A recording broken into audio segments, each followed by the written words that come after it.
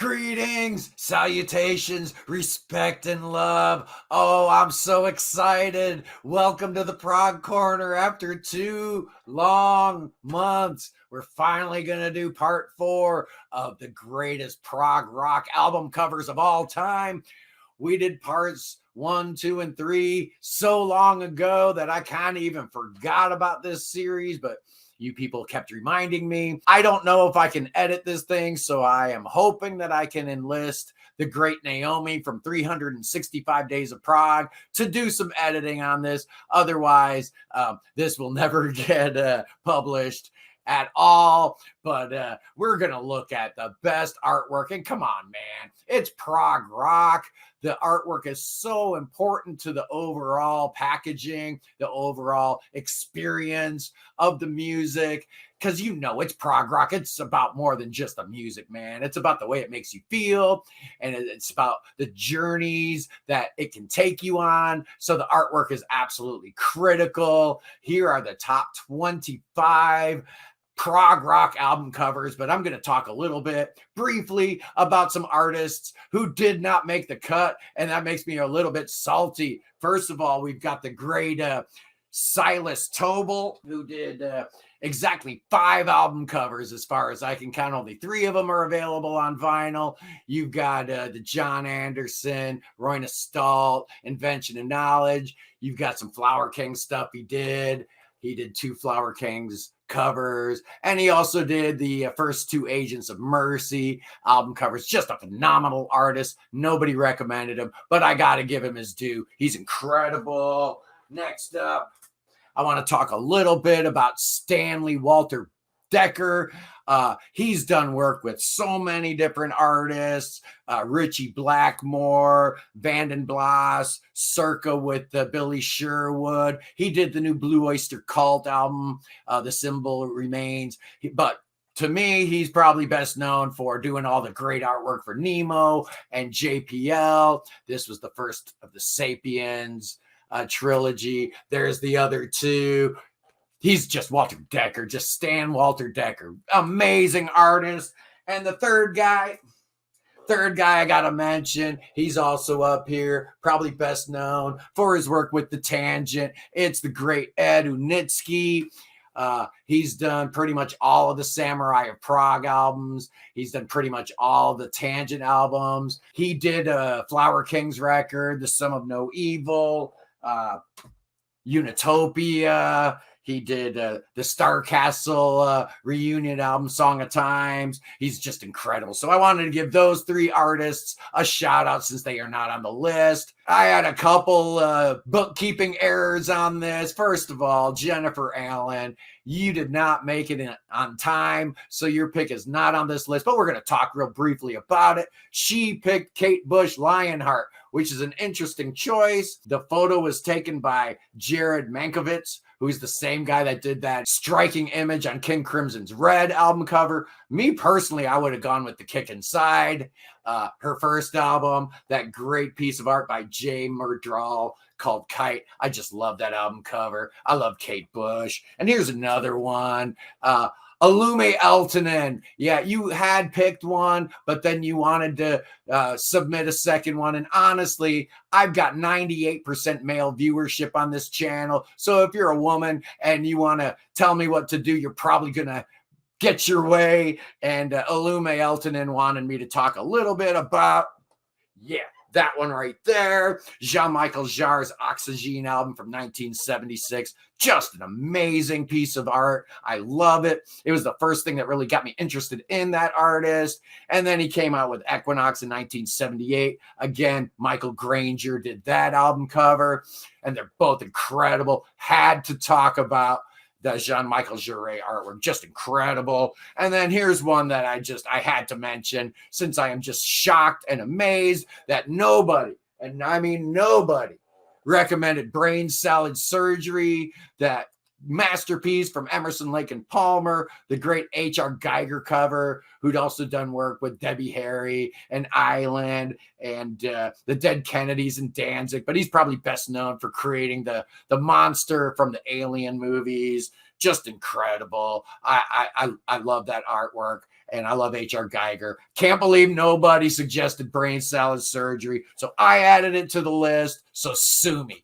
At number 25, we're here finally 5 minutes in. We're getting into the ranking. At number 25, it's Jethro, Tull, and a passion play. This one came to us from Zeb and Kelly Wan. They both suggested this, and it's a cool record cover. It definitely creates the image of what's going on, the ballerina stuff and all that.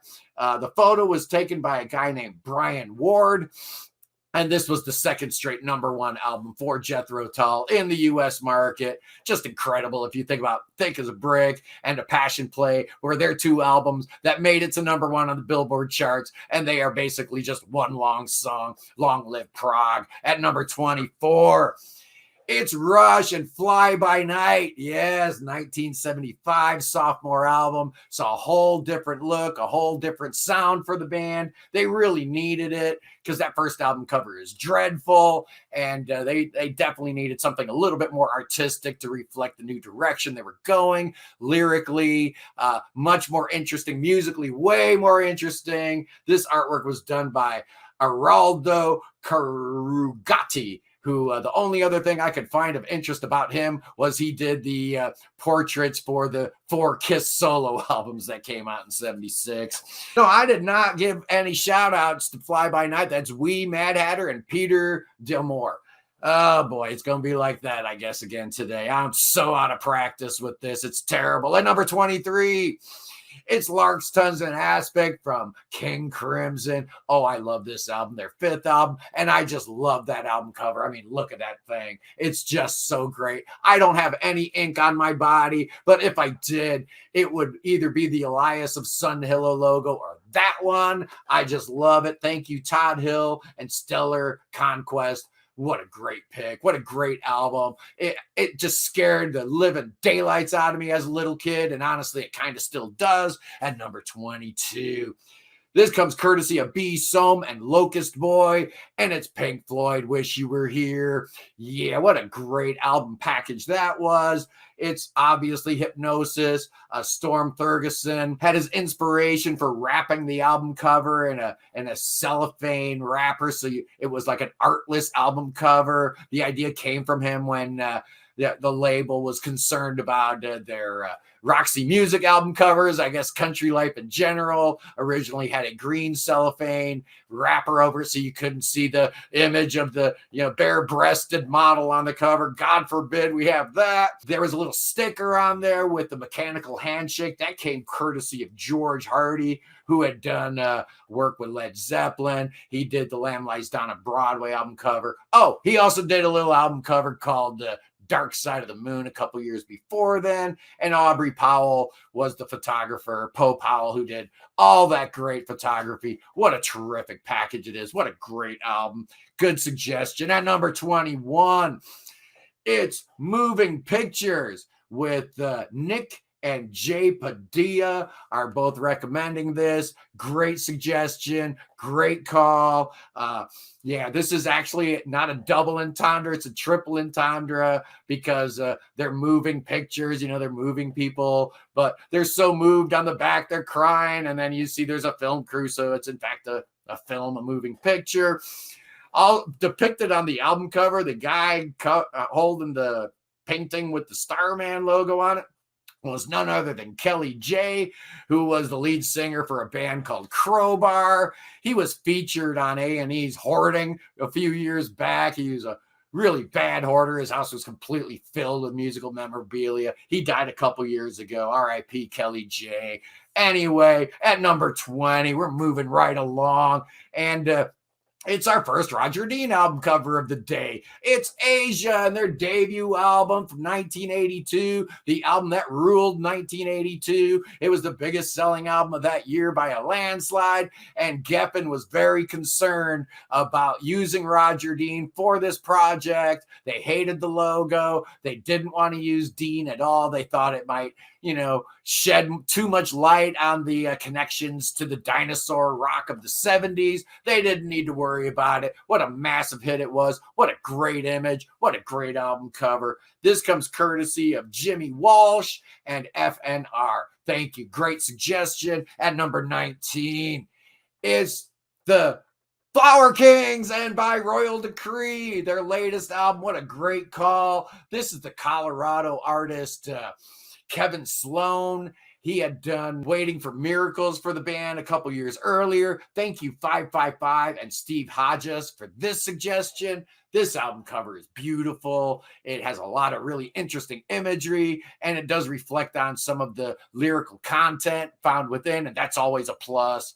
Just such a dynamite album cover. The Flower Kings never let you down in that area. They understand the importance of a slick cover. They really do. At number 18, it's Animals from Pink Floyd. Yeah, you knew this was going to be on here. I guess Roger Waters lived nearby the great Battersea Power Station, and so it was like a real daily reminder and an image that he was seeing, and to him it kind of represented the dying and decaying empire of Britain, and the dark imagery found on this album is perfectly reflected in that album cover with that flying pig, courtesy of Balloon Fabrik, a company in Germany that came up with a pig, and I guess Jeffrey Shaw was the guy that developed the pig. They had sharpshooters on the ready to shoot the pig down if it got away. Well, sure enough, it did, in fact, get away. Flew over Heathrow. They had to scramble planes. It was a big deal.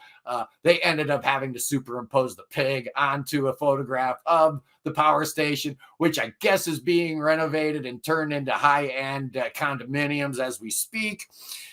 It's unbelievable. At number 17, we're going back to King Crimson. Well, we talked about him briefly when we were talking about that Kate Bush record, but I'm talking about Lizard. This is a cool record cover, man. It's not like any other I've ever seen. It's just great. This was Jeannie Barris did the artwork, and she based all of it entirely on Peter Sinfield's lyrics. Just really, really cool. I like it a lot. Oh, Animals was suggested by Fabian and Laura Burrell. Great, great call. And Lizard, I had a couple of different people nominate that. Mark Polinick and somebody named I'm Sorry for My Stupidity. Well, you picked Pink Floyd Animals, so there's no stupidity on that one at all. At number 16, we're going to America with Kansas and their incredible fifth album, Point of No Return, which hit number 4 in the U.S. in 1977. Thank you, Bert Boyer and Deacon of Beacon, for this suggestion. The artwork here was done by Peter Lloyd, who had previously worked with the band on their second album, Song for America. I just love this image. It's so cool, that, ship going over the edge. It's just awesome. Makes me think of Kyrie Irving and the Flat Earthers out there. At number 15, it's Genesis Foxtrot. Yeah, Paul Whitehead is the artist here, obviously. Just an amazing image. Thank you, Yoav and Marcelo B, for this suggestion. Yeah, Paul Whitehead is best known for his work with Genesis, but he also worked with Vandergraaf Generator, Leorme, Submarine Silence.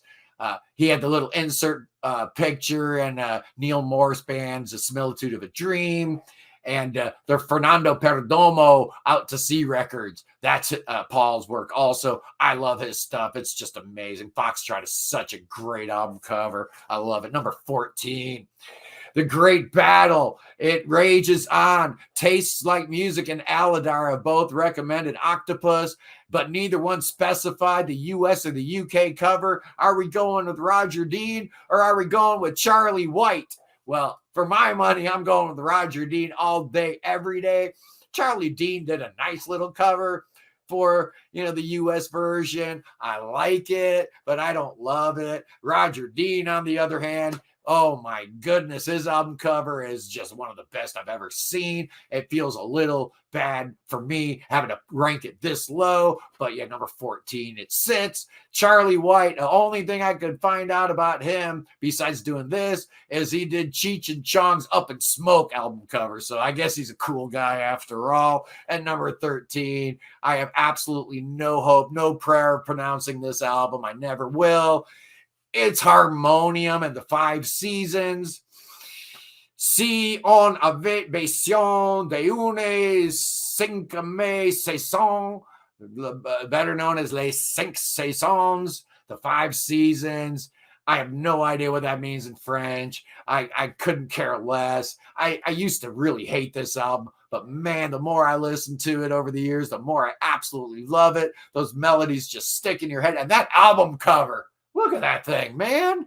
It's just incredible. The artist here is Louis Pierre Bougie, and this nomination was from Mary Elms and Ondes Neurophiles. Fantastic. I couldn't agree more. One of the greatest album covers of all time for sure. At number 12, we're going back to Paul Whitehead, and this time it's Nursery Cryme. And thank you, Patrice and Robert Harvey, for these suggestions.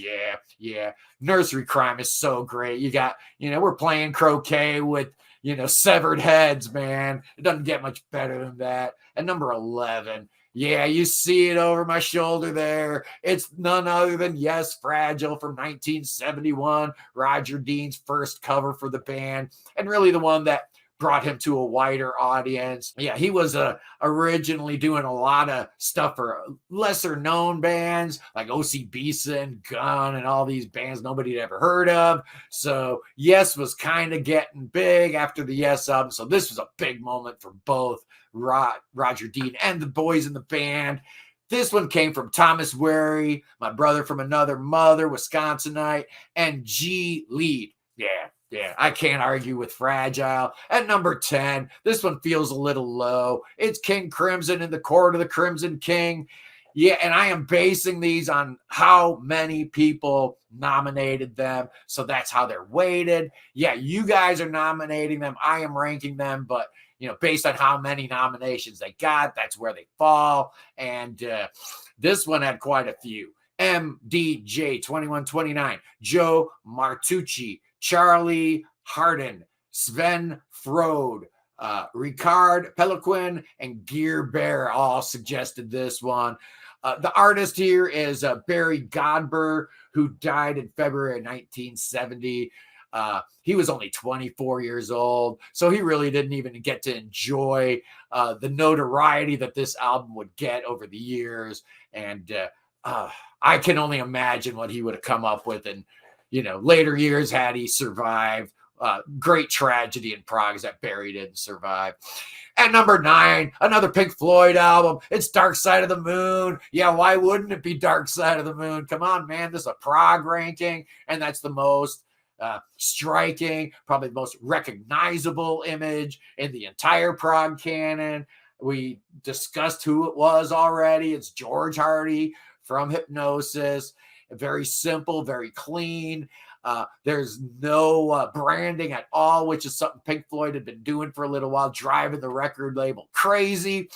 That continued on with Wish You Were Here, just driving them nuts. They wanted the name of the band on the album or something, but they wouldn't do it. It's a piece of art, y'all. And they stuck to their guns, and thank God they did. Yannick Kraska and Cam Medina. You couldn't be more right about that album cover. At number 8, it's Genesis once again, and Selling England by the Pound, the 1973 masterpiece that a lot of people consider to be their high water mark. That's debatable, but the album cover is just great. This is a chick named Betty Swanwick, who had done a lot of artwork for the London Transport Company throughout like the 50s and 60s. So you got to know the boys in the band were very familiar with her artwork, and they commissioned her to do this album cover. I guess it was a painting she'd already done. She just added the lawnmower.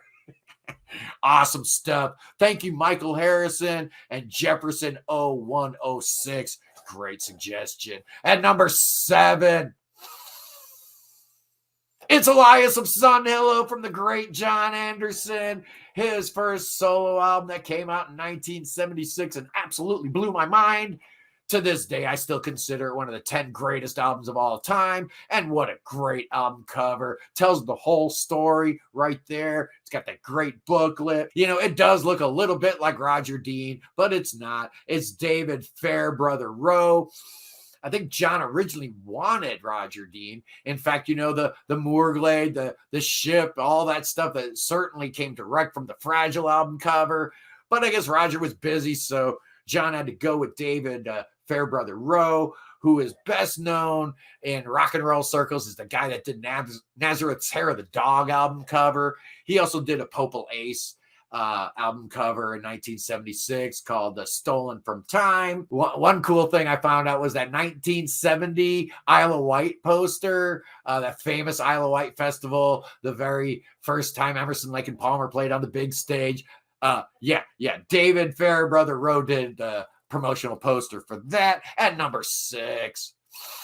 Yeah, we're going back to Roger Dean and Olias. Yeah, Olias. It's Alume Eltonen and Joseph Coughlin. Yeah, I couldn't agree with you more. Amazing artwork. At number 6, this is courtesy of Molly Whipple, Crutchy Cat, and Richard Thompson. It's Yessongs. And how can you argue when you have that many great images in one album? It was a triple album that folded out repeatedly, so you had all these different cool, brand new Roger Dean images.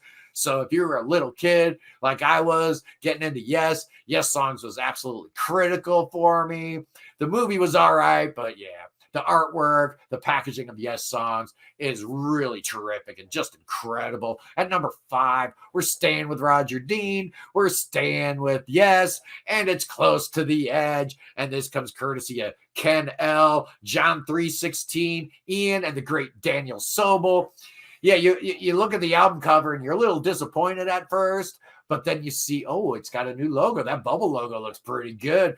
But then you pop it open, that gatefold, and you see the image of the waterfall, the island. It's just beautiful. It's striking. It's amazing. It's one of the greatest images in the history of prog rock. What else needs to be said? It's incredible. At number 4, yeah, we talked about these guys in earlier episodes, but now we've got them in the top 10. It's Marillion and Script for a Jester's Tear. This was the first album cover done by Mark Wilkinson for the band. Well, did he do Market Street Heroes? Well, that's not an album, so that doesn't count, so whatever. Yeah, this is from 1983. Such a great image. It shows Dude Man, and he's doing all this stuff and all these different little things that Mark Wilkinson's put into the album cover. I guess he worked with Fish pretty hard about trying to represent the lyrical content in the album, put it on the album cover, and it's just great. I mean, when this thing came out, there was nobody making music like this, so that album cover had to be perfect. It had to be on point to really drive home the point that prog was back and there was a second wave coming, and Mark Wilkinson's a big reason why that is. You got all kinds of cool stuff like the violin case and, Punch and Judy on the TV. And I think there's a Saucer Full of Secrets album cover in there somewhere. It's just great. Thank you, Used Hootnick, Julian Irvin, Derek Gibson, Sinner from the Prairie, and Matt Paz for that Marillion suggestion. Fantastic. At number 3. I was going to wear a t-shirt, but I think I just wore it in a video a couple days ago. It's Trick of the Tail from Genesis. It's been Genesis Day here on the channel, I guess. Thank you, Glenn Lewis, Winston May, CJ Bates, Sidecar Dog, Tim Johnson, and Mark DeLucia for this incredible suggestion. Yeah, the artist here is Colin Elgie, obviously from Hypnosis. Colin had also worked on some other things. Apparently that atrocious Tormato cover was his handiwork. Technical Ecstasy from Black Sabbath. Al Stewart, Year of the Dog. But probably closest to what we're talking about here, he also did Renaissance, the Song of Scheherazade. I can never pronounce that. Yeah, an amazing album cover with the Victorian woodcut figures, taken directly from the lyrics of the album. You talk about the synergy of an album cover and the music within. It's hard to argue with how well they did that on Trick of the Tail. Just amazing. All right, kids, it's the top 2, and I bet you can guess what they are. Yes, indeed, boys and girls. At number 2, this one comes courtesy. Oh, wait, there's a whole long list. Dome, Rust, Glornt, Woo, Boo, Gaza, Doc Bobster, Peter Brown, Richard Thresh, Masker, Undefined Jellybean, and Isaac Jacob Mala all voted for Relayer, and it's really hard to argue with Relayer being one of the greatest album covers of all time. It really stands out. It's got that grayscale thing going on, but the martial subject matter found within Gates of Delirium really find their representation visually on this album cover. Clearly, Roger Dean had listened to the music before painting this image. Just obvious. Talk about, again, that synergy between artwork and music. It doesn't get a whole lot better than Relayer, but Roger Dean actually outdid himself. He's got one album cover that's actually even better, that actually represents the music they're in even tighter, and it's going to be my number one. And this comes courtesy of a whole slew of people. So this isn't just my opinion. It's also Mark Berg's opinion, and Jerry Barber, and BB Chronicles, and Rand Anthony Kelly, Terry Johnson, Stuart Wigmore, Andy Butler, Jeff Shilka, Benjamin Seelig, Brando, Cole Horizon, Flyer, Nelson Martinez. It's Tales from Topographic Oceans. You knew it would be. It has to be. This is the Prog Corner, and you know Tales is going to be at the top of just about any list I can come up with. And for artwork, there's absolutely no apologies needed here. It's the greatest album cover in the history of Prog. It's the greatest album in the history of Prog, and I stand by that, and I always will. Anyway, that's the top 25 prog rock album covers of all time. I hope you enjoyed this episode with the great Naomi from 365 Days of Prog, providing all the great images and the graphics. I really appreciate you, Naomi. You are the best. Anyway, I am Scott. Peace in the Middle East. God save the king. And I will see you